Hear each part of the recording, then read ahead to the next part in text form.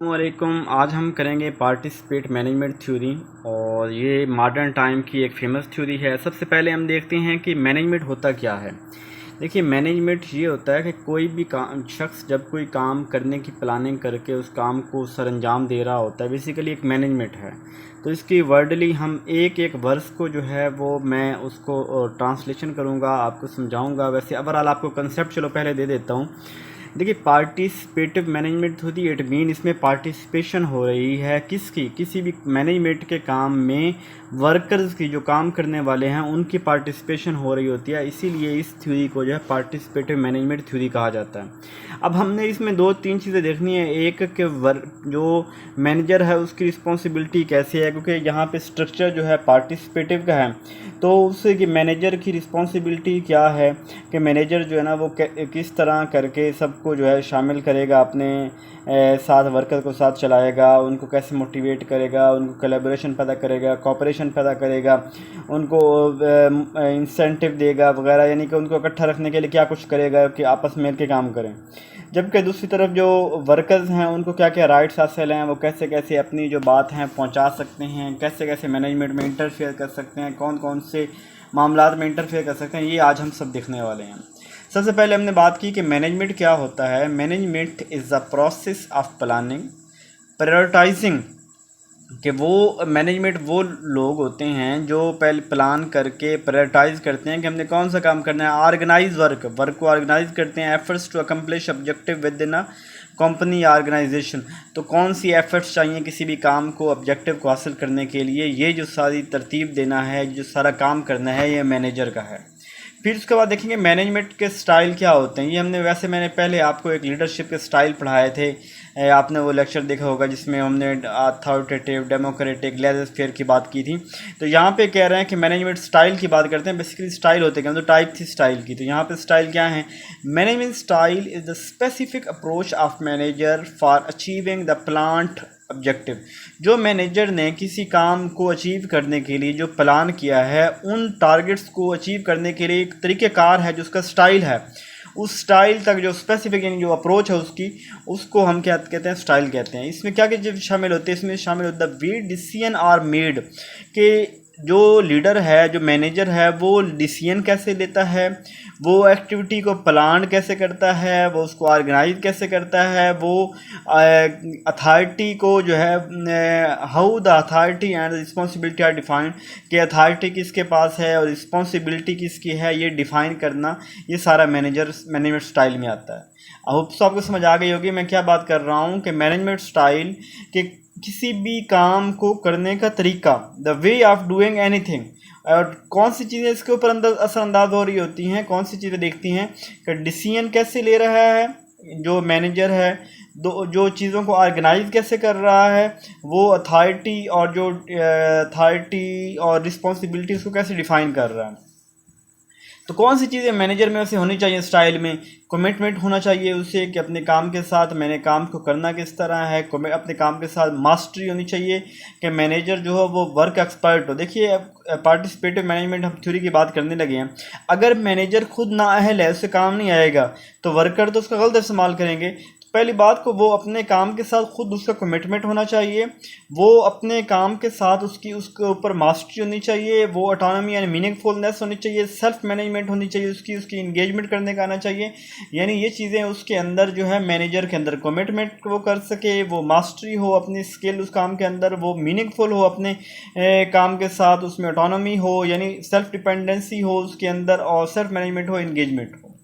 तो अब हम बात करने लगे असल अपने टॉपिक की तरफ, कि पार्टिसिपेटरी मैनेजमेंट की तारीफ किया है। बहुत ही आसान definition, participatory management is the management system in which the employees of company, यानी किसी भी कंपनी या ऑर्गेनाइजेशन के जो एम्प्लॉइज हैं, play an active role in the decision making process, कि जो कंपनी के अंदर जो डिसीजंस लिए जा रहे होते हैं उनके अंदर जो मैनेजर जो वर्कर्स हैं उनका भी प्रॉपर उनका उसके अंदर रोल होता है डिसीजन मेकिंग में। तो इसको हम कहते हैं पार्टिसिपेटरी मैनेजमेंट थ्योरी। ठीक है, सेकंड देखते हैं इस जो पार्टिसिपेटिव मैनेजमेंट थ्योरी है इसको कल्चरल पर्सपेक्टिव में हम कैसे देखेंगे।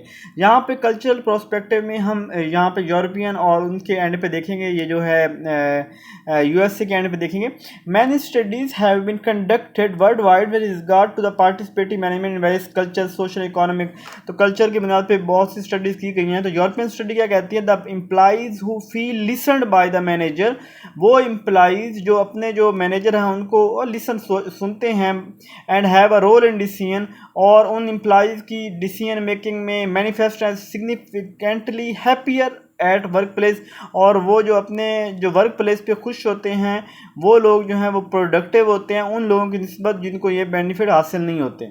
यानी वो बात कर रहा है कि यूरोपियन वाले वो इसको इस कंटेक्स्ट में लेते हैं कि वो लोग जो किसी भी ऑर्गेनाइजेशन के अंदर जिनको डिसीजन लेने की पावर दी जाती है, वो लोग जिनको जो है वो उनकी बात सुनी जाती है, वो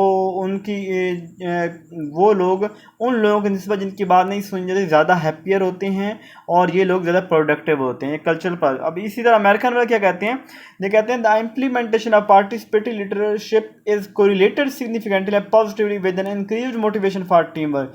कहते हैं कि इसका बहुत ज़्यादा कोरिलेशन है कि जब आपकी जो है वो आपकी पार्टिसिपेशन होगी वर्कर्स की मैनेजमेंट के साथ, तो उसके साथ क्या होगा कि वो जो मोटिवेशन है फॉर टीम, वो मोटिवेशन जो है उसकी वो इंक्रीज़ होगी और उसकी जो कम्युनिकेशन है वो बेहतर होगी, considering give participation in the decision making process and also in the control process. यानी सभी चीज़ों में बेहतरी आ रही होगी जब उसकी पार्टिसिपेशन होगी। इसके बाद हमारी पार्टिसिपेटिव मैनेजमेंट थ्योरी के इसके जो पायनीर हैं वो रोसू थे, और इसके अंदर जो वो एम्प्लॉइज काम कर रहे होते हैं, जो मैनेजर काम कर रहा होता है, वो एक ही मकसद के ऊपर काम कर रहा होता है। अब हम देखते हैं कि पार्टिसिपेटिव मैनेजमेंट जो मेजरमेंट है, जो मैनेजमेंट है वो कैसी होनी चाहिए पार्टिसिपेटिव में। एक तो ये एक जो पार्टिसिपेटिव मैनेजमेंट में ये होना चाहिए कि जो एक उसके अंदर बेसिक लीडरशिप स्किल होनी चाहिए मैनेजर के अंदर, कोलैबोरेशन, वो यानी सबको मिला के काम करना चाहिए, शेयर पावर को डिस्ट्रीब्यूट करे, इंस्पायर करे, कम्युनिकेशन अच्छी हो, एसोसिएट करे चीज़ों के साथ लोगों को, कोऑपरेशन और दरमियान में उनकी डेवलपमेंट के ऊपर भी फोकस करे, उनकी तारीफ़ करना और क्रिटिकल थिंकिंग उनमें इन्वॉल्व करना, और रिकॉग्नाइज शेयर ऑब्जेक्टिव, और जो ऑब्जेक्टिव शेयर्ड है उसको रिकॉग्नाइज करना। यानी एक अच्छा मैनेजर जो होगा उसके अंदर, पार्टिसिपेटिव मैनेजमेंट के अंदर मैनेजर के अंदर ये खूबियाँ होनी चाहिए कि वो जो है वो उसके अंदर बेसिक लीडरशिप स्किल होनी चाहिए, उसके अंदर उसकी अच्छी कम्युनिकेशन स्किल होनी चाहिए, कोलैबोरेशन स्किल होनी चाहिए, वो कोऑपरेट कर सके, वो ओवरऑल डेवलपमेंट के ऊपर फोकस करे, वो इंस्पायर करे, वो पावर को शेयर करे, वो एडमायर करे, वो क्रिटिकल थिंकिंग लेके आए, और रिकॉग्नाइज जो शेयर ऑब्जेक्टिव वो लेके आए। इसके बाद लेवल बताया गया है, कुछ टोटल 5 लेवल हैं, इनको टाइप्स भी कह सकते हैं आप लोग, उनके लेवल भी कह सकते हैं। तो बेसिकली जो 5 लेवल है, पहला क्या है, इंफॉर्मेशन पार्टिसिपेशन लेवल, दूसरा एसोसिएटिव, तीसरा कंसल्टेटिव, चौथा एडमिनिस्ट्रेशन, और फिर डिसीजन। हम इन सबको एक एक करके एक्सप्लेन करते हैं। पहला क्या होता है, मैं वैसे आपको पहले बता देता हूँ कि इंफॉर्मेशन पार्टिसिपेशन लेवल वो लेवल होता है जिसके अंदर जो एम्प्लॉइज़ हैं उनको हर चीज़ की इन्फॉर्मेशन दी जाती है, और इस इन्फॉर्मेशन को पहुंचाने के लिए प्रॉपर एक वर्क ऑर्गेनाइजेशन या एक ग्रुप होता है जिनका काम होता है कि वो जब भी मैनेजमेंट की तरफ से कोई इन्फॉर्मेशन, कंपनी के अंदर कोई इन्फॉर्मेशन हो तो वो अपने वर्कर्स तक पहुंचाए, और वर्कर्स जो हैं वो उसके ऊपर अपनी राय दे, ओपिनियन दे सकते हैं, अपनी जो है ना वो उसके ऊपर व्यूज़ दे सकते हैं कि ये ठीक है कि नहीं है। ये बहुत इनिशिएटिव लेवल है कि इसके अंदर एक तो इन्फॉर्मेशन उन्हें मिलती है और उसके ऊपर वो अपने व्यूज़ दे सकते हैं। सेकंड जो है वो एसोसिएटिव पार्टिसिपेशन, बेसिकली वही है, यहाँ भी वो इन्फॉर्मेशन, यानी उनके पास राइट है कि वो सभी इन्फॉर्मेशन लें, लेकिन यहाँ पे वो डिस्कस भी कर सकते हैं और सजेशन भी दे सकते हैं कि ये चाहे वो जनरल हो, चाहे इकोनॉमिकल कंडीशन हो, चाहे प्रोडक्शन चेंज, फाइनेंस, टेक्नोलॉजी, जो भी कंडीशन होगी तो वो अपनी राय भी दे सकते हैं उसमें, और वो इन्फॉर्मेशन का उनको राइट भी है लेने का। थर्ड है कंसल्टेटिव पार्टिसिपेशन लेवल, ये वो जो है जिसके अंदर वो प्रॉपर मैनेजमेंट के साथ वो कंसल्ट करते हैं, और कुछ चीज़ें हैं जिसके अंदर ये, यानी कि इसके अंदर एम्प्लॉइज़ के वेलफेयर के ऊपर बात हो रही है, एम्प्लॉइज़ की क्या कौन सा वर्क करेंगे, उनकी सेफ्टी मेजरमेंट क्या होंगी, उनकी हेल्थ के हवाले से कौन से मेजरमेंट लिए जा रहे हैं, उनकी ट्रेनिंग के हवाले से क्या मेजरमेंट लिए जा रहे हैं, ये बाकी जो दोनों से हायर डिग्री है।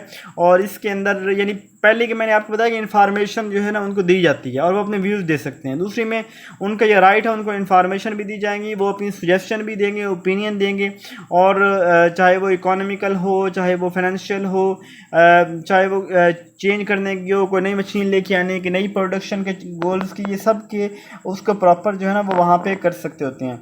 जबकि अब जो कंसल्टेटिव है इसके अंदर एम्प्लॉइज़ के जो अपने इंटरेस्ट होते हैं, जैसे एम्प्लॉइज़ की वर्क का, एम्प्लॉइज़ सेफ्टी, हेल्थ, ट्रेनिंग, ये सारी चीज़ें जो हैं इसके मुताल्लिक एम्प्लॉइज़ जो है अपने जो व्यूज़ हैं वो शेयर कर सकते हैं, अपनी फीलिंग्स बता सकते हैं, अपनी ओपिनियन दे सकते हैं।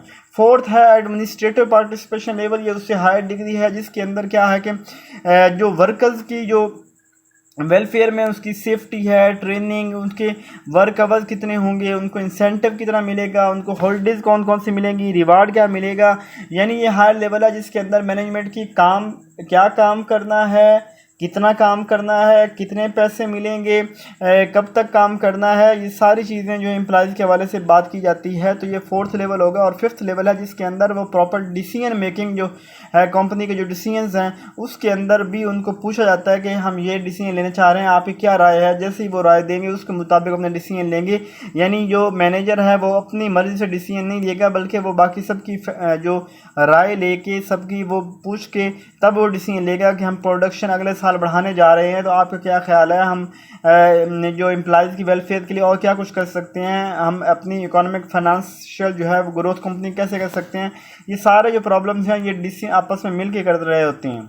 इसके बाद हमारे पास है जी एडवांटेज क्या है इस पार्टिसिपेशन लेवल के। इसके एडवांटेज ये है कि इससे प्रोडक्टिविटी इंक्रीज़ होती है। देखिए, जब सारे एम्प्लॉइज़ और मैनेजमेंट मिल के काम कर रहे होंगे, मिल के गोल सेट कर रहे होंगे, सभी खुश होंगे, उनकी मर्ज़ी के मुताबिक सब कुछ हो रहा होगा, तो वो जो काम भी करेंगे तो वो दिल से काम कर रहे होंगे, प्रोडक्टिविटी इंक्रीज़ होगी और उनकी अपनी जॉब सेटिस्फेक्शन होगी कि यार हमें यहाँ इज़्ज़त मिलती है, हमारी यहाँ बात सुनी जाती है।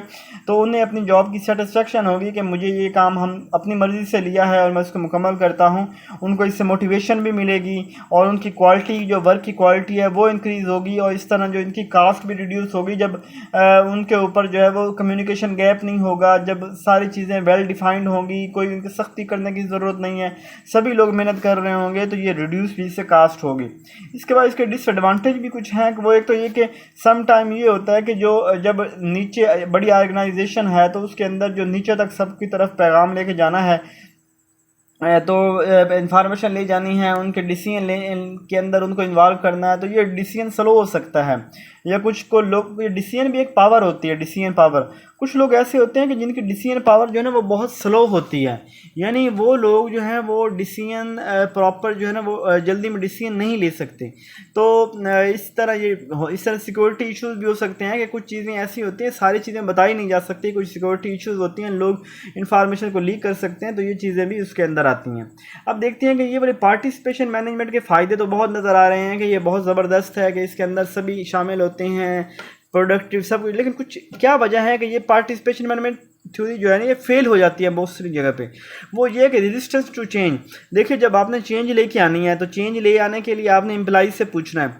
एम्प्लॉइज़ से पूछेंगे तो एम्प्लॉइज़, अगर जो वो एम्प्लॉइज़ जो चेंज को पसंद नहीं करते, जो चेंज नहीं चाहते, तो वो क्या होंगे कि उन एम्प्लॉइज़ को वो रेजिस्ट करेंगे। इस तरह ये जो हमारा जो ये पार्टिसिपेशन थ्योरी ये फेल हो जाएगी। इस तरह वर्कर टेंडेंसी टू डेविएट। अब वर्कर्स जो हैं वो उन्होंने आपके साथ एक, यानी आपने एक तहरीर लिख ली, आपने बात कर ली कि हम ऐसे काम करेंगे, लेकिन वर्कर्स जो है वो डेविएट कर जाते हैं, अपनी बात से मुकर जाते हैं, तो उस सूरत में प्रॉब्लम आ सकते हैं। One stop solution. Some time ऐसे होता है कि कुछ चीज़ें ऐसी होती हैं कि जिनका सोल्यूशन मैनेजर को फौरी और उसी के अपने पास होता है, उसको उस जो है ना चीज़ के अंदर एम्प्लॉइज़ से आप पूछ रहे होंगे जी हाँ कितनी तनख्वाह लेनी है, वो कहें जी लाख रुपए तनख्वाह लेनी है, और आप उनको 20 दे रहे हैं और आपकी पॉसिबिलिटी, आपकी इतनी ग्रोथ ही है, आप 20 बड़ी मुश्किल से दे रहे हैं। तो कुछ चीज़ें ऐसी होती हैं कि जिसमें वन स्टॉप सोल्यूशन मैनेजर को अपने मुताबिक सोचना होता है, उसमें एम्प्लॉइज़ की राय नहीं लेनी होती।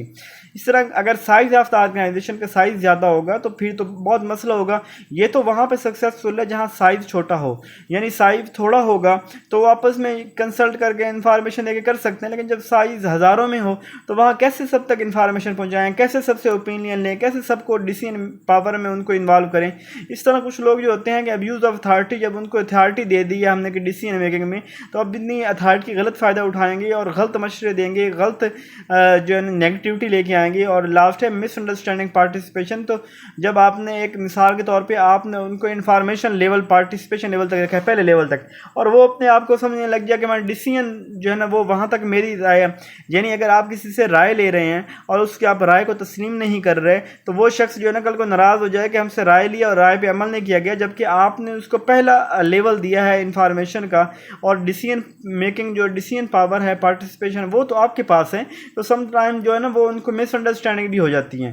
तो ये था ये आपकी पार्टिसिपेशन मैनेजमेंट थ्योरी के। सबसे पहले हमने ये बात की कि इसके अंदर एम्प्लॉइज़ की इन्वॉल्वमेंट होती है, एम्प्लॉइज़ को फुल राइट दिया जाता है कि वो उनके साथ इंफॉर्मेशन शेयर की जाए। और इस शेयर करने से क्या क्या फ़ायदे होते हैं कि जो सारे मिल के काम कर रहे होते हैं, प्रोडक्टिविटी बढ़ रही होती है, मोटिवेशन बढ़ रही होती है, साथ जॉब सेटिस्फेक्शन होती है, सभी खुश होते हैं। कुछ नुकसान भी हमने डिस्कस किए, कुछ लेवल भी डिस्कस किए। अगर आपको कोई भी इसमें समझ नहीं आई किसी चीज़ की तो बता दें, और चैनल को लाइक करें, सब्सक्राइब करें और अपनी राय का इज़हार कमेंट बॉक्स में ज़रूर करें। जज़ाकल्लाहु खैरा।